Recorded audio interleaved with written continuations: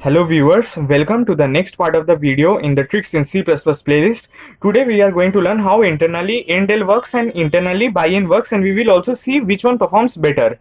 So first, one thing that we will need to keep in mind is that both things occur in the same way, but there is a slight difference. Both things are queued in the output buffer and then flushed to the hard disk. And what does this mean? That suppose we are running this loop, which is taken as an example to understand how endl and buy-in works. So we are trying to print A to Z in the next lines and not in the same line, so we are using endl, and to print in the next line we can also use buy-in, and this buy-in can also be in the single quotes because it is a character, while endl is a manipulator. We will talk about a manipulator in the later part of this video.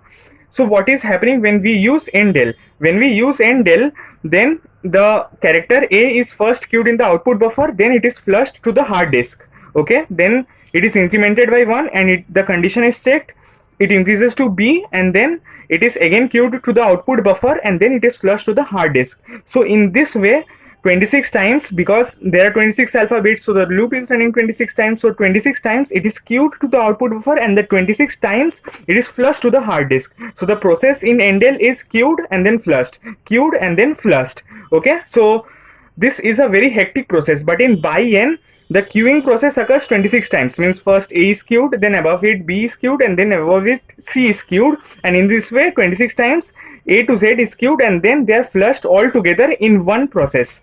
Okay, not like in 26 processes that used to occur in endl. Hence buy-in performs better. And if we want to write the equivalent of endl in buy-in, we write like this. We write cout endl and then we write cout buy-in within quotes and then flush. Okay, so what does this do? It will whenever we write this keyword flush, then what does it do? It queues it to the output buffer, and as soon as it is queued in the output buffer, it, because of this keyword flush, it is flushed to the hard disk or our computer screen and we can see the output.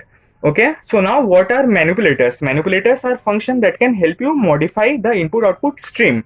Modify in the sense not change the value of the variable, but they are used to insert something. So what is this endl doing? Since it is a manipulator, it is inserting a new line. Similarly, there is a manipulator known as ws, which is used to ignore the spaces in a string. So these are the works of a manipulator, and since this buy-in is a character, it has some storage which is 1 byte.